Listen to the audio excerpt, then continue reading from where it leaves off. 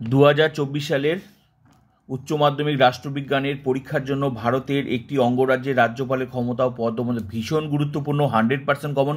তো যারা আমাকে মেসেজ করে বলছো যে স্যার আমাদের প্লিজ রাষ্ট্রবিজ্ঞানের রাজ্যপালের নোটটা প্লিজ লিখে দিন, একটু বুঝিয়ে দিন। তো আমি তোমাদের, আমার যত অফলাইন স্টুডেন্ট আছেন, অনলাইন স্টুডেন্ট, তাদের সুবিধাতে আমি তোমাদের নোটটা লিখলাম। তোমরা ফটাফট, যাদের মুখস্থ হচ্ছে না, এই নোটটা মুখস্থ করে নেবে। 100% কমন, তো 1 মিনিটও লাগবে না এই নোটটা মুখস্থ সহজে আমি লিখে দিয়েছি, তোমরা দেখে নাও ফটাফট। 8 মার্কসের। তো দেখো, রাজ্যপাল সহজে বুঝবে। রাজ্যপাল হলেন একটি রাজ্য সরকারের নিয়মতান্ত্রিক প্রধান। রাষ্ট্রপতি রাজ্যপালকে 5 বছরের জন্য নিয়োগ করেন। কেন্দ্র ও রাজ্য সরকারের মধ্যে সেতু হিসাবে কাজ করেন রাজ্যপাল। এটা হলো ভূমিকাটা, ঠিক আছে? তার মানে কি, রাজ্যপাল হলেন একটি রাজ্য সরকারের নিয়মতান্ত্রিক প্রধান। মানে নিয়মতান্ত্রিক মানে কি, মানে কথা মানে নিয়ম মতো চলে, কারণ এটাই হচ্ছে নিয়ম। নিয়মতান্ত্রিক প্রকৃত মানে যেমন মুখ্যমন্ত্রী, একটা রাজ্যের মেইন কিন্তু মুখ্যমন্ত্রী, যাবতীয় যত পরিচালনা করে কে, মুখ্যমন্ত্রী বলতে প্রকৃত শাসককে মুখ্যমন্ত্রী।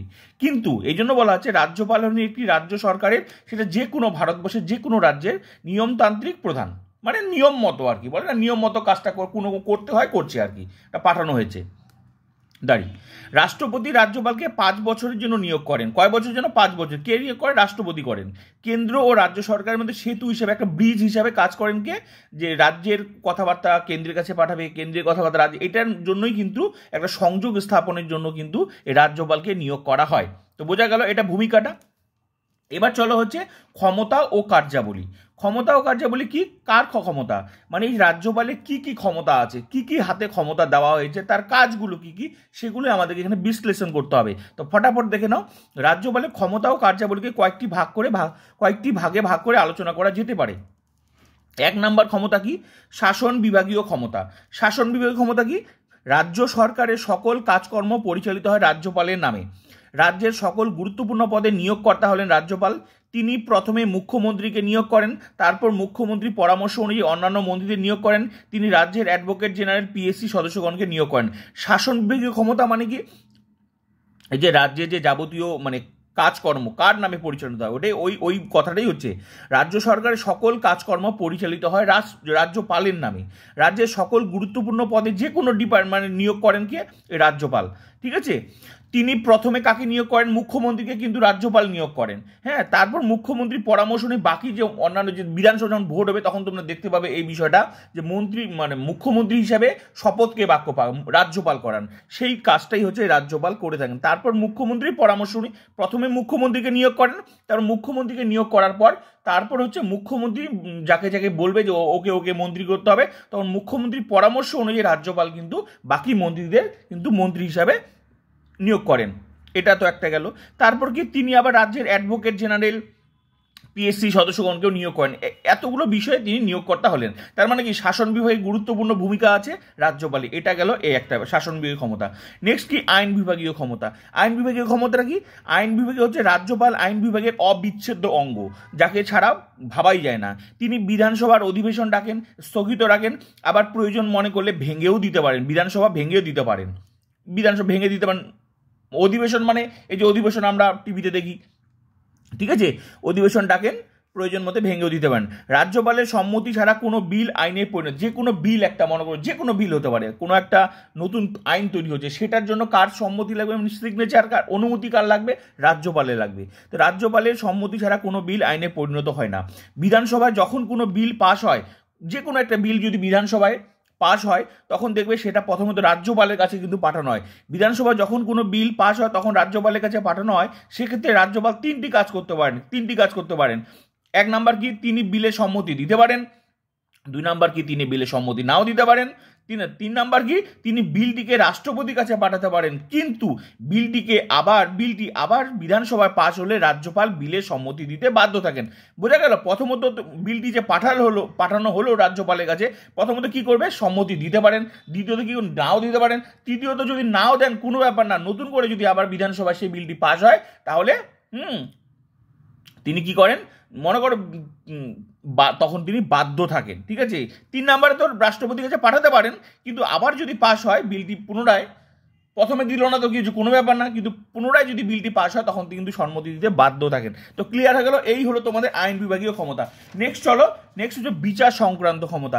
বিচার সংক্রান্ত রাজ্যপাল দণ্ডিত ব্যক্তির দণ্ডাদেশ মুকুব করতে পারেন, এক দণ্ডের পরিবর্তে অন্য দণ্ডাদেশ দিতে পারেন, তবে রাজ্যপালের রাষ্ট্রপতির মতো মৃত্যুদণ্ড মুকুব করতে পারেন না। তার মানে কি, একমাত্র কোনো বিচারাধীন ব্যক্তির মনে করো কোনো মৃত্যুদণ্ড হয় না, সাজা, ফাঁসি, কবে ফাঁসি, অমুক দিন ফাঁসি, এই সাজাটা মুকুব একমাত্র রাষ্ট্রপতি করতে পারে, তার হাতে ক্ষমতা রয়েছে, কিন্তু রাজ্যপালের হাতে সেই ক্ষমতা। হ্যাঁ, রাজ্যপাল কি বলছে, রাজ্যপাল দণ্ডিত ব্যক্তি কোনো একটা সাজাপ্রাপ্ত হয়েছে মানে সেগুলোর মুকুব করতে পারবেন, কিন্তু তাই বলে মৃত্যুদণ্ড মুকুব করতে পারবেন না কিন্তু। হ্যাঁ, এক দণ্ডের পরিবর্তে অন্য দণ্ড দিতে পারবেন, এটাও দিতে পারবেন, কিন্তু রাজ্যপাল রাষ্ট্রপতির মতো মৃত্যুদণ্ড মুকুব করতে পারবে না, এটাও কিন্তু ভাবতে হবে। তাই বলে রাজ্যপাল কি রাষ্ট্রপতির ঊর্ধ্বে না, এটাই কিন্তু এটাই বলা হয়েছে। ক্লিয়ার হয়ে গেল। নেক্সট কি, অর্থ সংক্রান্ত ক্ষমতা। রাজ্যপালের সুপারিশ ছাড়া সরকারের একটি পয়সাও বিধানসভার কাছে দাবি করতে পারেন না। অর্থমন্ত্রীর মাধ্যমে তিনি বিধানসভার কাছে বাজেট পেশ করেন। এটা আশা করি টিভি দেখেছো, তোমরা জানো অর্থ সংক্রান্ত মানে যতই যে টাকা পয়সার ব্যাপারগুলো, কোথায় কোন খাতে কোন প্রকল্পে কত টাকা মানে খরচা হবে, আশা করি তোমরা মুখ্যমন্ত্রী যখন ঘোষণা করে তখন বুঝতেই পারো যে বাজেট যখন পেশ হয় তখন এই টাকা ওখানে, তো এগুলোর জন্য কিন্তু একটা বাজেট হয়।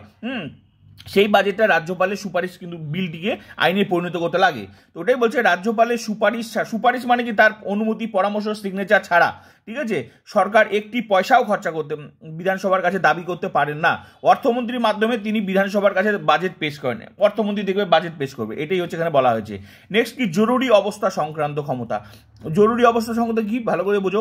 সংবিধানের 356 নং ধারা অনুসারে রাজ্যপাল এই মর্মে রাষ্ট্রপতির কাছে প্রতিবেদন প্রেরণ করেন যে সংবিধান অনুসারে রাজ্য প্রশাসন পরিচালনা হচ্ছে না, তবে সেই রিপোর্টের ভিত্তিতে রাষ্ট্রপতি রাজ্যের শাসনতান্ত্রিক অচলাবস্থা জারি করতে পারেন। এটা হচ্ছে যে কোনো ভারতবর্ষের যে কোনো রাজ্যের ক্ষেত্রে প্রযোজ্য। ভারতবর্ষের প্রত্যেকটা রাজ্যেই একটা করে রাজ্যপাল পাঠানো হয়েছে, যার হাতে এটা ক্ষমতা রয়েছে, তিনি নিজের মত ইচ্ছা মতো এই একটা ধারা আছে, এই যে 356 নং ধারা অনুসারে তিনি যদি মনে করেন সেই সরকারকে ভেঙে দিতে পারেন। সেটাই এখানে বলা হয়েছে যে সংবিধান 356 নং ধারা অনুসারে রাজ্যপাল এই মর্মে রাষ্ট্রপতির কাছে প্রতিবেদন একটা চিঠি পাঠালো যে এই সরকার ভালোভাবে পরিচালনা হচ্ছে না ভারতবর্ষের যে কোনো রাজ্যের ক্ষেত্রে, যে এই সরকারটাকে তুমি ভেঙে দাও। মানে ভেঙে দেওয়ার দাবি জানিয়েছে কার কাছে, রাষ্ট্রপতির কাছে। কে পাঠিয়েছে, রাজ্যপাল পাঠিয়েছে, তার এই ক্ষমতাটা তার কাছে রয়েছে। সেটাই এখানে বলা যে তখন সেই চিঠির ভিত্তিতে রাষ্ট্রপতি যদি মনে করে যে হ্যাঁ সত্যি ঠিক আছে, তো আমি সেই সরকারটাকে ভেঙে দিলাম, মানে এইটাই হচ্ছে ক্ষমতাটাকে জরুরি অবস্থা সংরক্ষণ। সেটা কত, 356 নং। তো ক্লিয়ার হয়ে গেল। নেক্সট কি, স্বেচ্ছাধীন ক্ষমতা। এই ক্ষমতাটা কি, উপরিউক্ত ক্ষমতা ছাড়াও, মানে এই যতগুলো ক্ষমতা তোমরা দেখলে এগুলো ক্ষমতা ছাড়াও কিছু আরও ক্ষমতা রয়েছে যেটা রাজ্যপালের হাতে বিশেষ ক্ষমতা দেওয়া হয়েছে। সেটা কি, উপরিউক্ত ক্ষমতা ছাড়াও সংবিধান রাজ্যপালের হাতে স্বেচ্ছাধীন ক্ষমতা একটা নিজের ইচ্ছা মতো প্রয়োগ করতে পারে, সেটাকে বলা স্বেচ্ছাধীন ক্ষমতা। এই স্বেচ্ছাধীন ক্ষমতা ব্যবহারের ক্ষেত্রে রাজ্যপাল মুখ্যমন্ত্রীর পরামর্শ অনুযায়ী চলতে বাধ্য নন।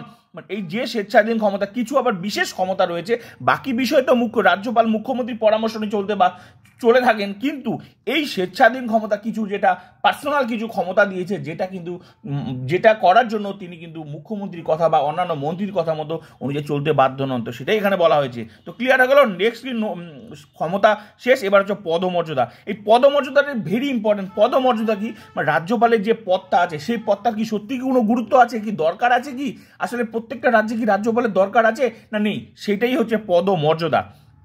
তো ভালো করে দেখো, সংসদীয় শাসন ব্যবস্থায় রাজ্যপাল, যেহেতু ভারতীয় শাসন ব্যবস্থা সংসদীয় শাসন ব্যবস্থা, হ্যাঁ, সংসদীয় শাসন ব্যবস্থায় রাজ্যপাল নিয়মতান্ত্রিক শাসকের ভূমিকা পালন করেন।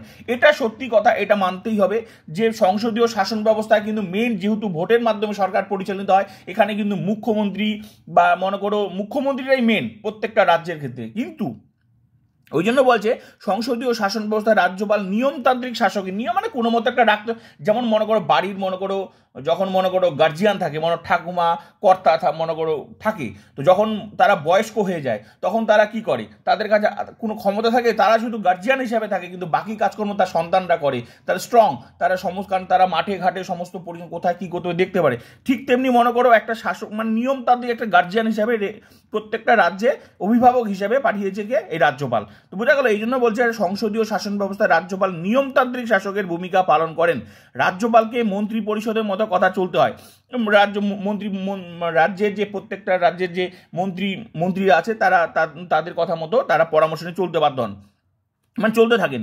তিনি মুখ্যমন্ত্রী সহ অন্যান্য মন্ত্রীদের নিয়োগ করলেও বলছে তিনি নিয়োগ করলেও এই বিষয়ে তিনি বিধানসভায় সংখ্যাগরিষ্ঠ দলের নেতা বা নেত্রীকে মুখ্যমন্ত্রী হিসাবে নিয়োগ করেন।